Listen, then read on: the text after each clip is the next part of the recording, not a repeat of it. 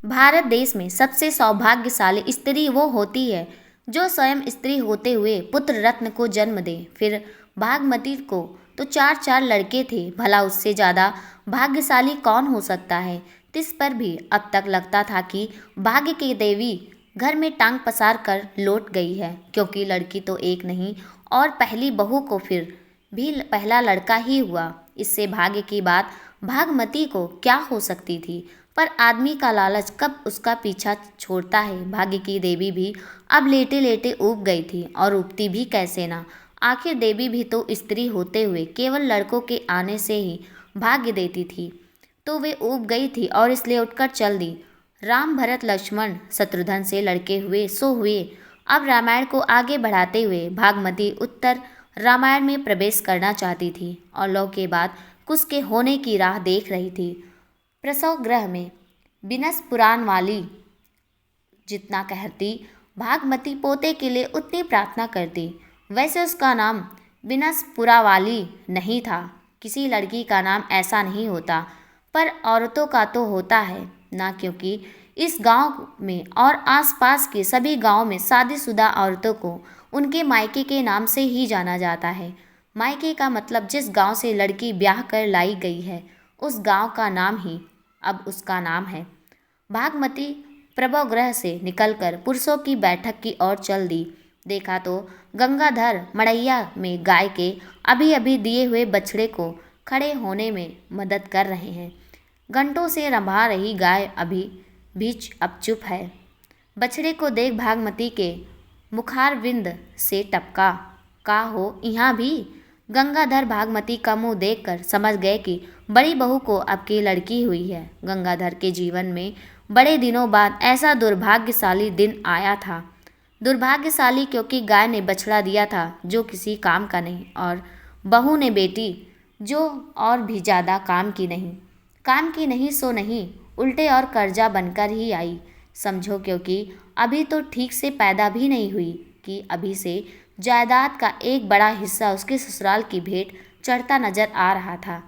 भागमती इस दुहरी हानि से त्रस्त थी और माथा ठोंक वहीं मचिया पर बैठ गई। अभी अपने भाग्य को कोसना चालू करने ही वाली थी कि मड़ैया में शिव बाबू का प्रवेश हुआ, और प्रवेश हुआ भी तो गाज गिराने के लिए। अरे गंगा भैया, भोला खातिर लईकी वईकी देखत हो कि ना। भागमती बिफर पड़ी। भला भोला के लिए लड़की क्यों देखेंगे, वह तो सबसे छोटा है, जबकि अभी तो बब्बन बाकी है। भागमती के सारे दर्श आज फूट फूट कर करा रहे थे। उसके अपने चारों पुत्र धन छग्गन, रज्जन, बब्बन और भोला उसके दुख का कारण बन रहे थे। छग्गन अच्छा खासा चल रहा था, एक लड़का पैदा करके, सो आज उसकी बिसनपुरा वाली ने लड़की पैदा करके बाजी ही पलट दी। रज्जन रज्जन की तो पूछो ही मत, 30 का हो चला है और कछु ना हुआ।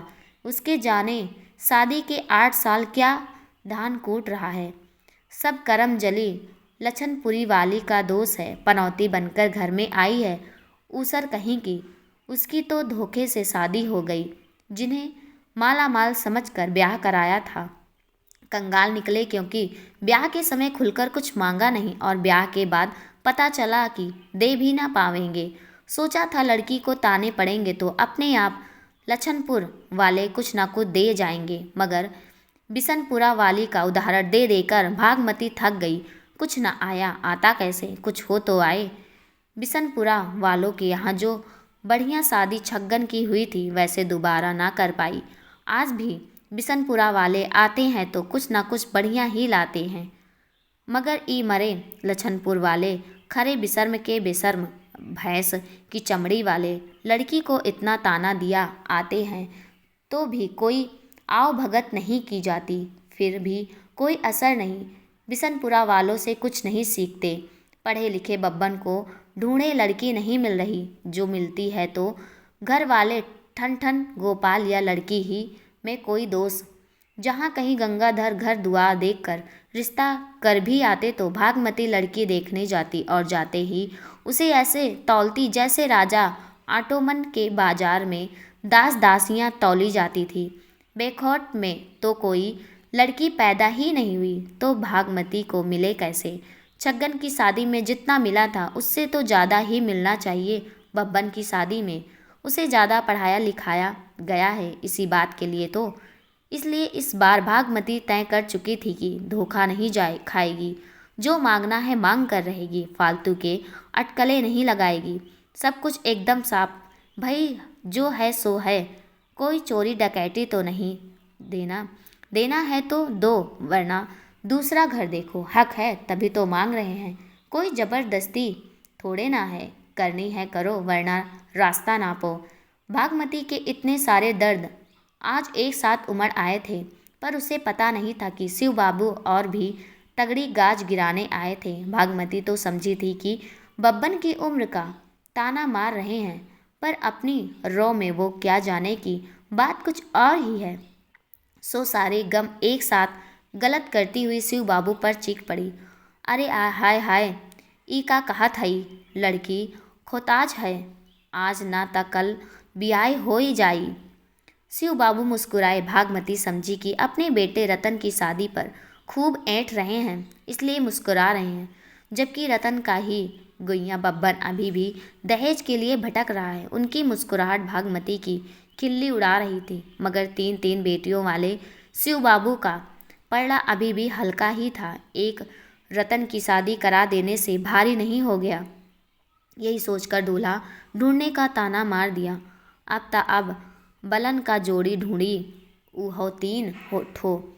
अरे भौजी काहे खुनसात हई, हम ता तीन ठो खोजबे करब, तोहार छुट्टी भइल बब्बन वो ढूंढला से। भागमती को करारा झटका लगा।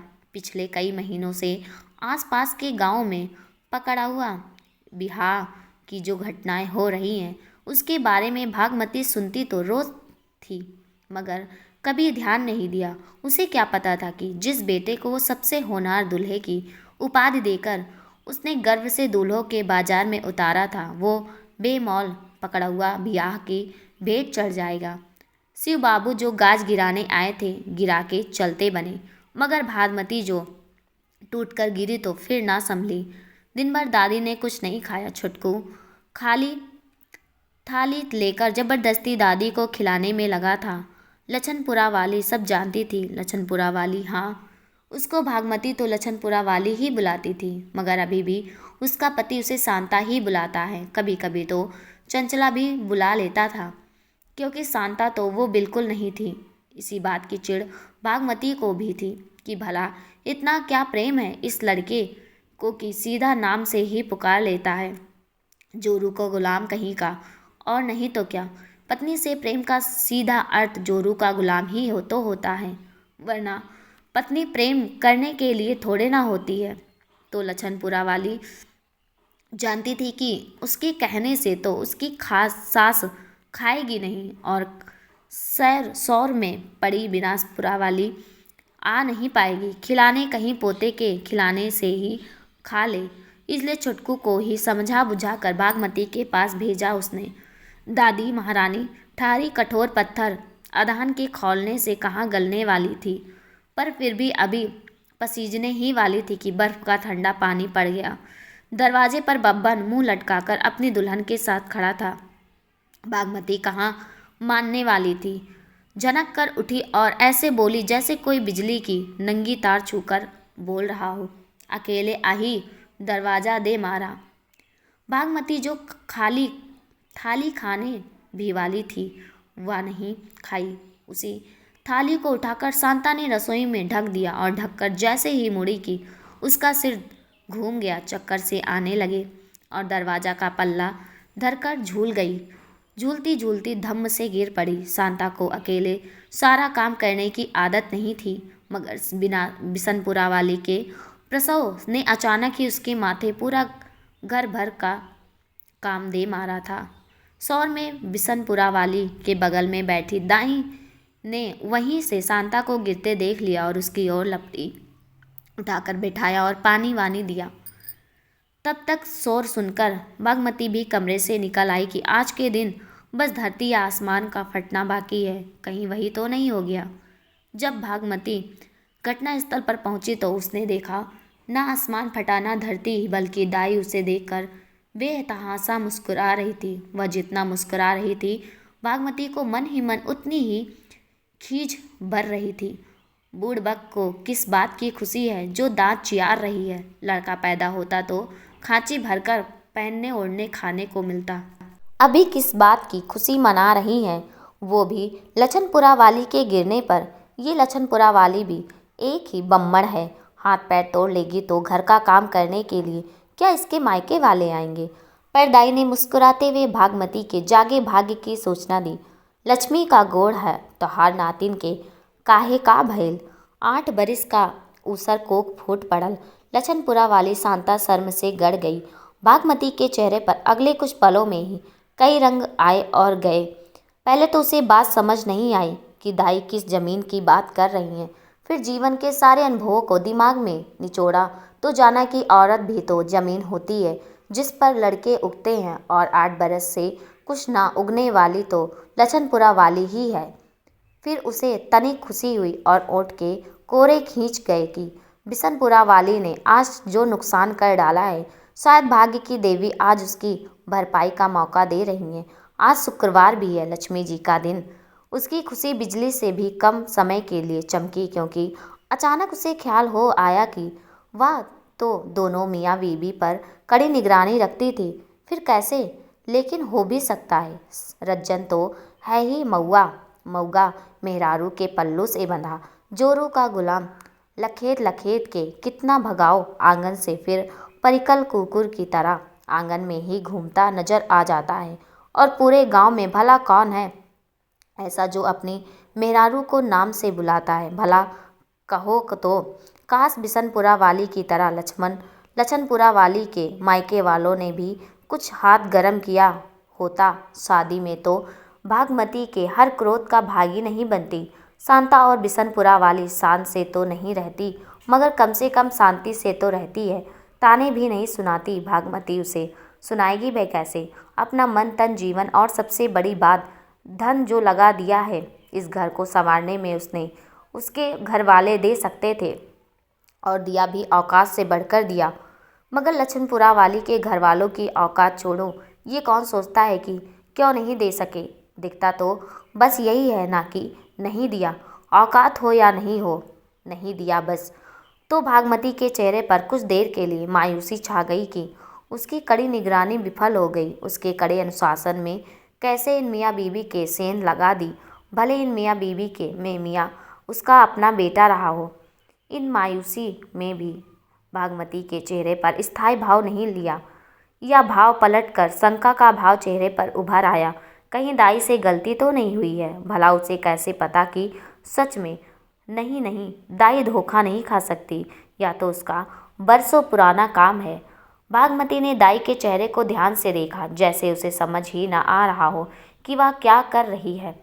उसका दिनों दिन बढ़ती झुर्रियों वाला चेहरा देखा, उसके झुर्रियाते हाथ देखे जो कछुक साल में निष्प्राण हो आ जाएंगे। बुढ़ापा आने के साथ साथ या दाई भी बौराने लगी है। इसे कुछ समझ नहीं आ रहा है। कुछ भी आए बाय बक रही है। पता नहीं सौर का काम भी ठीक से कर पा रही है आजकल या नहीं। लड़के की जगह पेट से लड़की निकाल दे रही है। अंततः भागमती ने शांता का लजाता चेहरा देखा और उससे उसकी लाली बर्दाश्त नहीं हुई। उससे मान लिया कि दाई की बात का विश्वास नहीं किया जा सकता। दाई को डपट कर बोली, पगला गई कारे।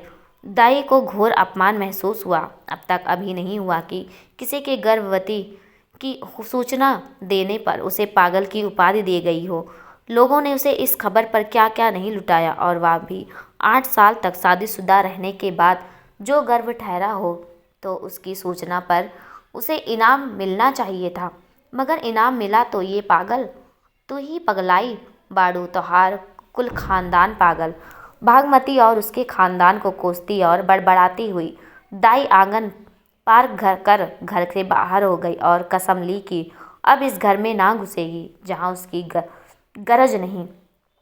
वहाँ से उसे भी कोई नाता नहीं। पर जाते जाते भागमती के मन में किरौना तो छोड़ ही गई। आखिर बिना डॉक्टर को दिखाए कैसे पता चले बाहर दाई ऐसा हो हल्ला मचाती गई कि घर में मोहल्ले तक में सबको बात पता चल गई। दाई की बात को भागमती ना माने ठीक है, पर डॉक्टर को दिखाना तो चाहिए। घर में सभी सदस्यों ने जोर दिया और उसे डॉक्टर के पास भेजने के लिए मनाना ही पड़ा। उसकी इससे भी बड़ी समस्या यह थी कि लछनपुरा वाली को अस्पताल भेजे तो भेजे किसके साथ। भोला शहर में पढ़ा रहा है, बब्बन तो ब्याह करके बिला गए, बसुर के साथ भेज नहीं सकती, और सज्जन रज्जन के साथ शांता को देखकर तो रंगों में आधार खोलने लगता है। सुलगे हुए चूल्हे जैसा मुंह बनाकर भागमती ने दोनों मियाँ बीबी को साथ अस्पताल जाने की इजाज़त तो दे दी, मगर शांता को झूमता देख भागमती के दिल में भरसाई झोंकने जितना धुआं उठ रहा था। अस्पताल की बेंच पर बैठे दोनों रेडियोलॉजिस्ट के बुलाने का इंतजार कर रहे थे और याद कर रहे थे कि 5-6 हफ्ते पहले ही तो माई गांव में किसी के घर सत्यनारायण कथा सुनने गई थी और फौजी भौजी को भी साथ ले गई थी, ताकि भौजी को सत्यनारायण भगवान के आशीर्वाद से लड़का ही हो। लड़का होता तो हमारे घर भी कथा होती।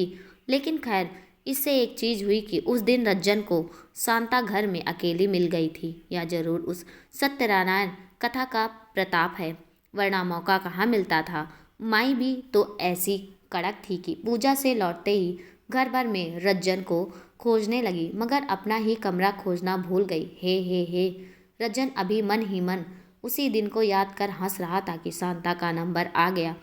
रेडियोलॉजिस्ट ने अपना काम खत्म किया तो वह बिस्तर से उठकर कंप्यूटर की स्क्रीन देखने लगी। स्क्रीन पर एक काला काला सा धब्बे जैसा कुछ था, जिसमें कभी कभी लालिमा की चमक भर जाती थी। कमाल है ना, इस वैज्ञानिक युग का राय से भी छोटी औलाद दिख जाती है। भरा पूरा बच्चा बाहर आने से पहले कहाँ कोई पेट में झांककर बच्चा देख पाता। अब भाभी को ही देख लो, जब तक दाई ने बाहर नहीं निकाला तब तक कहाँ कोई देख पाया। कोक में सेंध लगाने वाली बढ़िया मशीन बना ली है आदमी ने। नर्स ने भी पुष्टि की कि वे बच्चे की ही तस्वीर है। शांता का दिल बल्लियों उछलने लगा। उसने अपने अस्त व्यस्त कपड़े ठीक किए और रेडियोलॉजिस्ट से ही पूछ लिया कि कितने दिन का है। यही कोई 5.5 हफ्ते। शांता बाहर आई तो उसके चेहरे की चमक नहीं रज्जन को गुदगुदा दिया। बागमती आज तक जली अरेठा होकर रह गई थी, मगर उस जलते हुए अरेठा पर शीतल जल पड़ा था। जब दाई वाली खबर की पुष्टि हुई, उसने तुरंत दोनों को लड़का होने का आशीर्वाद दिया। शांता के मन में आया कि पूछे भला वह कैसे लड़का ही पैदा कर सकती है। आम उगाने से आम होता है और केला उगाने से केला, मगर लड़का कैसे उगता है ये तो भागमती ही बता सकती है कि जाने क्या खाकर 4 लड़के ही पैदा की है। खैर, इस तरह का सवाल कर शांता अपने जीवन में पहली बार आई इन खुशियों को आग नहीं लगाना सकती। आखिर उसकी सास ने पहली बार इतने मान से उसके सर पर हाथ धरा और बिशनपुरा वाली को अक्सर गले से लगाती है, आज भी लगा लिया। शांता इतनी खुश है कि चिड़िया सी फुदकती हुई घर के सारे काम करती जा रही है, बिशनपुरा वाली को भी नहीं करने दे रही। भागमती भी सोच रही थी कि चलो कभी तो घर के सारे काम वही भी कर लिया करे। बिशनपुरा वाली ने हुज्जत की तो भी शांता नहीं मानी, लेकिन वो भी तो 2 बच्चों की माँ ठहरी। उसे चिंता सताने लगी एक होने वाली माँ की। जब शांता ने मानी तो उसने हिम्मत जुटाकर पहली बार मुंह खोला और भागमती से कहा कि उसका इतना ज़्यादा काम करना ठीक नहीं है। भागमती की भौहें तन गई कि इस गाय बाछी के मुंह में भी जवान आ गई। ये मुझे बताएगी कि क्या ठीक है और क्या नहीं। मुझे ठीक दिख रहा है क्या कुछ तुनकर घुड़क दिया। तू ना करत रहलू। बिशनपुरा वाली को आगे बोलते नहीं बना कि हाँ मैं तो करती थी, मगर मुझे तो आदत भी थी। उसे कहाँ आदत है इतना काम करने की, पर बोल ना सकी।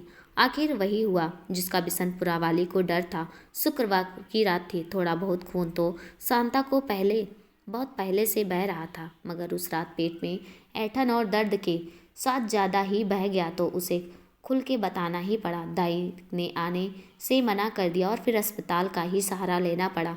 अगले दिन फिर रज्जन और शांता उसी बेंच पर बैठे रेडियोलॉजिस्ट के बुलाने का इंतजार कर रहे थे और याद कर रहे थे कि पिछले हफ्ते कितने खुशी खुशी वे यहाँ से लौटे।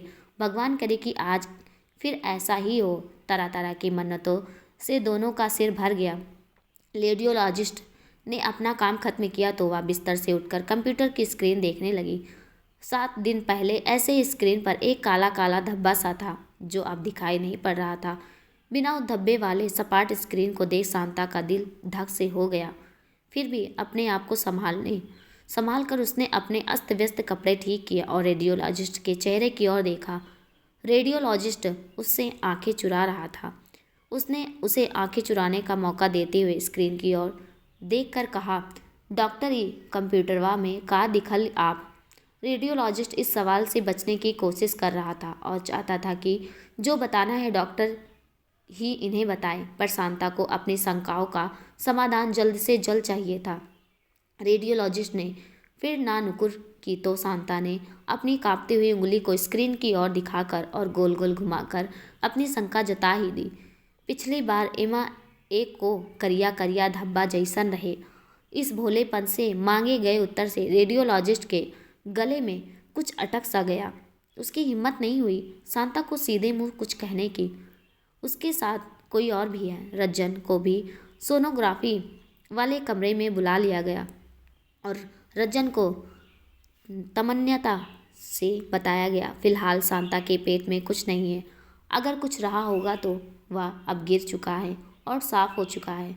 उन्हें चाहिए कि आगे की कार्रवाई के लिए डॉक्टर से जाकर मिले।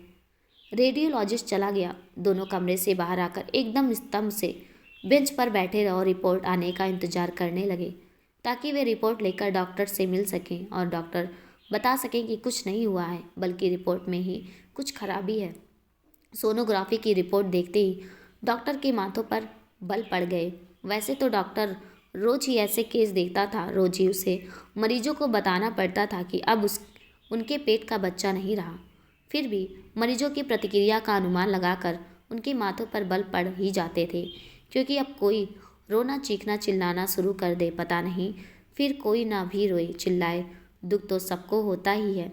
डॉक्टर के माथे पर पड़े एक एक बल से शांता और रज्जन के माथों पर सैकड़ों बल पड़ गए।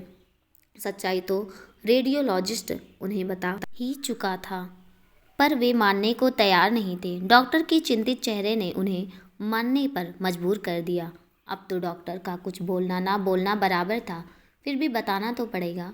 शांता के पीड़ादायी चेहरे को एक बार देखकर डॉक्टर ने अपनी नज़र रज्जन की ओर घुमा ली। मुझे अफसोस है, मगर कैसे साहब, कौनो कारण ता हुई। डॉक्टर रिपोर्ट में दिए पति का नाम पढ़कर फिर उससे मुखातिब हुए। नहीं राजेंद्र, कोई कारण हो भी सकता है और नहीं भी। ऐसी चीज़ें बस हो जाती हैं, कुछ किया नहीं जा सकता। डॉक्टर के इतना भर कह देने से कि कुछ किया नहीं जा सकता, दोनों ने मान लिया कि अब कुछ नहीं किया जा सकता। दोनों के चेहरे से पीड़ा बह निकली मगर आंसू नहीं निकले। एक दूसरे को हौसला देने के लिए दोनों ही ने अपने आंसू थाम रखे। आज तो रज्जन उसे चंचला भी नहीं कह सकता था, क्योंकि आज वो सच में शांता थी, शांता देवी।